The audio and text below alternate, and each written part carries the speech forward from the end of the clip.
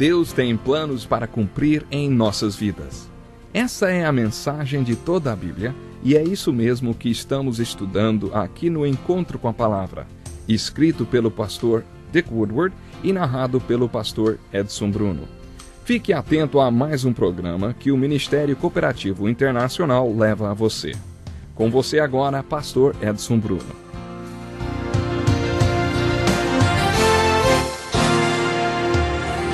Olá, seja muito bem-vindo a mais um Encontro com a Palavra.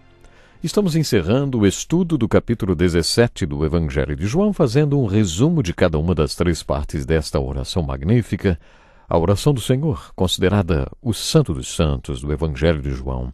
Estamos fazendo um resumo de cada parte desta oração, buscando resposta para as perguntas: quem é Jesus? O que é fé e o que é vida? Em cada capítulo deste Evangelho encontramos respostas maravilhosas para essas perguntas que enriquecem nossas vidas. Estas respostas estão contidas nas ilustrações que montam o relato da vida de Jesus feito por João. De várias maneiras, João não apenas contou, como mostrou e ilustrou para nós quem Jesus é. E, além de fazer este relato sobre Jesus, diz que devemos crer nele. João mostra e ilustra o que é fé e o que ele quer dizer por crer. E como João deseja que tenhamos a vida eterna, aliás, todo o livro é dedicado a falar sobre a vida eterna, ele mostra em cada capítulo que é possível termos a vida eterna crendo em Jesus Cristo. Agora, vamos resumir a segunda parte da oração do Senhor.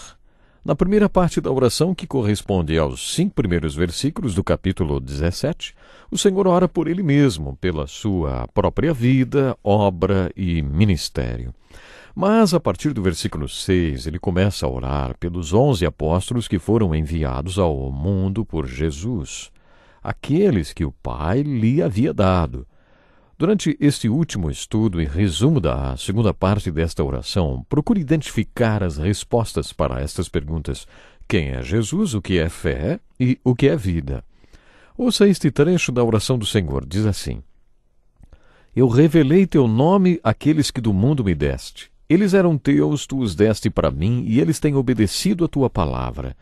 Agora eles sabem que tudo que me deste vem de ti, pois eu lhes transmiti as palavras que me deste, e eles as aceitaram. Eles reconheceram de fato que vim de ti e creram que me enviaste. Eu rogo por eles. Não estou rogando pelo mundo, mas por aqueles que me deste, pois são teus. Tudo que tenho é teu, e tudo que tens é meu, e eu tenho sido glorificado por meio deles. Não ficarei mais no mundo, mas eles ainda estão no mundo, e eu vou para ti.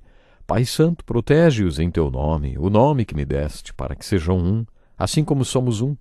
Enquanto estava com eles, eu os protegi e os guardei no nome que me deste. Nenhum deles se perdeu, a não ser aquele que estava destinado à perdição, para que se cumprisse a Escritura. Agora vou para ti, mas digo estas coisas enquanto ainda estou no mundo, para que eles tenham a plenitude da minha alegria. Dei-lhes a tua palavra, e o mundo os odiou, pois eles não são do mundo, como eu não sou.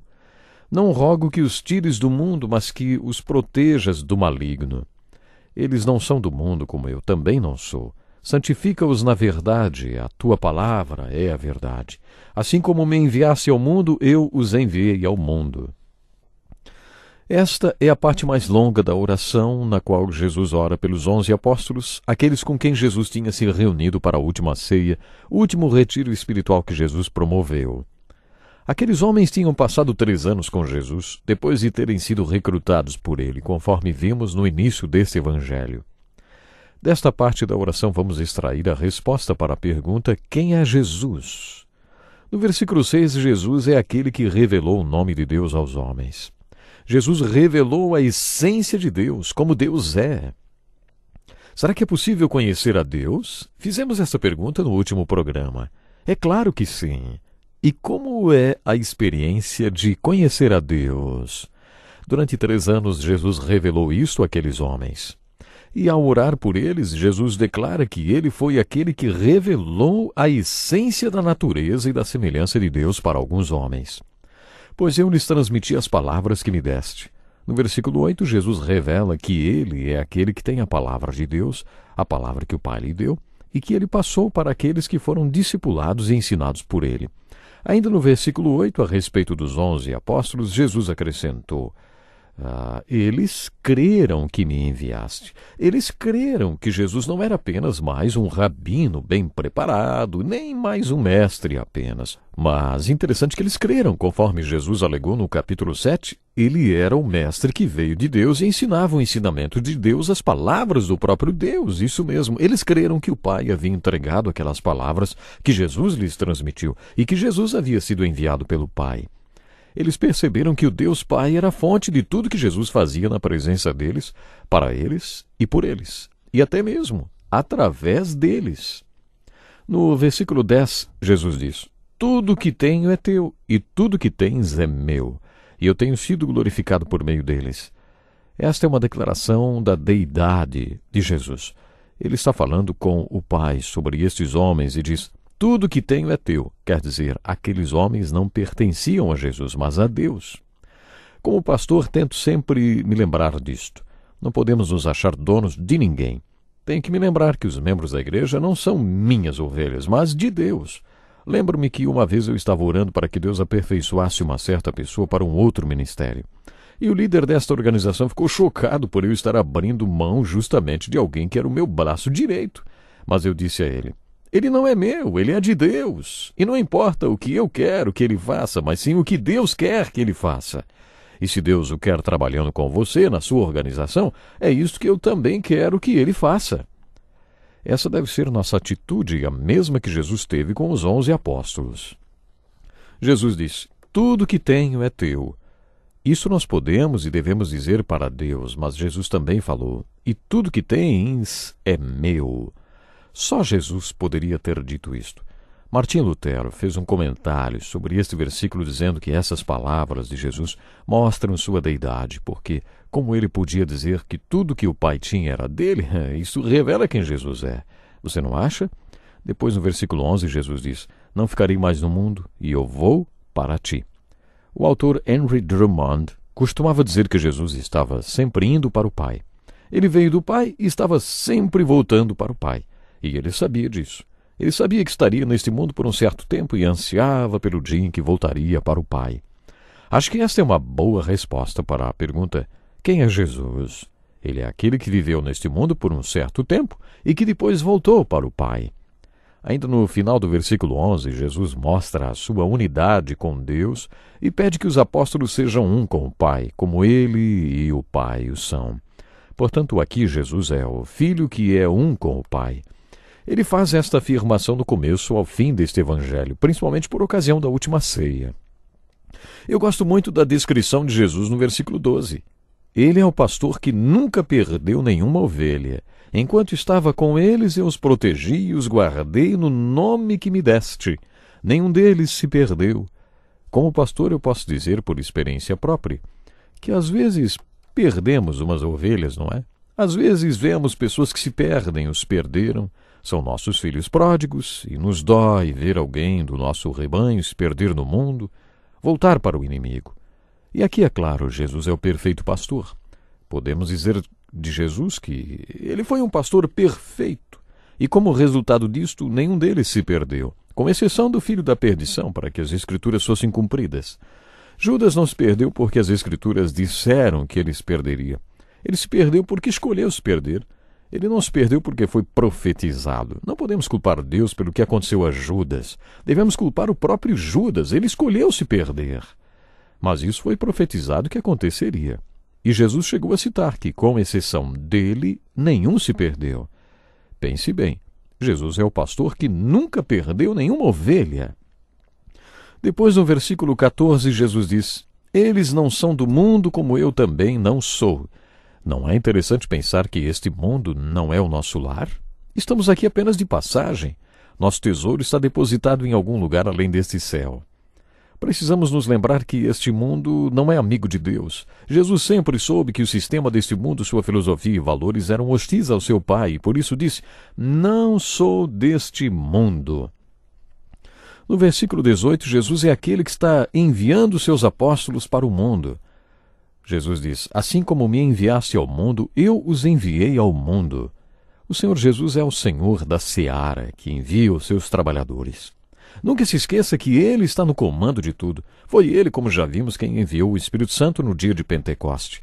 E nesta ocasião, Pedro falou o seguinte sobre Jesus: exaltado à direita de Deus, ele recebeu do Pai o Espírito Santo prometido e derramou o que vocês agora veem e ouvem. Foi Jesus quem enviou o conselheiro, e é ele quem envia os trabalhadores para os campos, assim como enviou os apóstolos para pregar por todo o mundo. Eu gosto muito da descrição do Senhor encontrada no versículo 19. Em favor deles eu me santifico para que também eles sejam santificados pela verdade. Nesse versículo, Jesus está dizendo que se separou para o Pai, a fim de que os apóstolos a quem ele tanto ama também sejam separados através da verdade. Para muitos estudiosos, a cruz também está implícita neste versículo. Santificar-se significa separar-se, colocar-se à parte. É fácil ver a aplicação que qualquer pastor ou professor faz desse texto. Você tem um rebanho pelo qual é responsável e, provavelmente, suas ovelhas não chegarão a ter a mesma estatura espiritual que seu pastor. Por isso, este exemplo de Jesus é um grande desafio. Pelo bem deles, eu me santifico, para que eles também sejam santificados. Por causa deles, eu desejo viver uma vida santa, para que eles aprendam comigo a viver em santidade. No caso de Jesus, talvez a aplicação que possamos fazer vá além disto. Para Jesus, colocar-se à parte ou se separar do mundo para a vontade de Deus significava a cruz, ou significa a cruz. Assim, aqueles homens seriam finalmente santificados. Por isso aqui você pode dizer, Jesus é o Salvador santificado. Esta é mais uma resposta desta segunda parte da oração do Senhor para a pergunta: quem é Jesus? E o que é fé? Na segunda parte da oração do Senhor, o que é fé? No versículo 6, lemos que eles têm obedecido a tua palavra. Você não acha que isto responde à pergunta o que é fé? Fé é obediência. Somente quem crê, obedece. E somente quem obedece, crê. Você precisa viver com fé. Bom, o nosso tempo hoje já está terminando, mas ainda temos algumas respostas para nossas perguntas para encontrar na oração do Senhor, e por isso eu convido você a programar-se e estar conosco para o próximo programa. Eu tenho certeza que vamos continuar aprendendo preciosidades aqui mesmo na oração do Senhor. Vamos compreender cada vez mais como Jesus teve prazer em fazer a vontade do Pai. Isso sendo um verdadeiro exemplo para nós, que precisamos também ter desejo de fazer a vontade do Pai em cada minuto de nossa vida. Deus lhe abençoe. Até o próximo programa. Que lição importantíssima. Obrigado, Pastor Edson Bruno. Prezado ouvinte, coloque em prática o que você ouviu aqui. Sem dúvida, sua vida será grandemente abençoada. Este é um estudo escrito pelo Dr. Dick Woodward, na voz do Pastor Edson Bruno. Escreva-nos e solicite o material. Nosso endereço é Encontro com a Palavra, Caixa Postal 2011, CEP 89201-970, Joinville, Santa Catarina.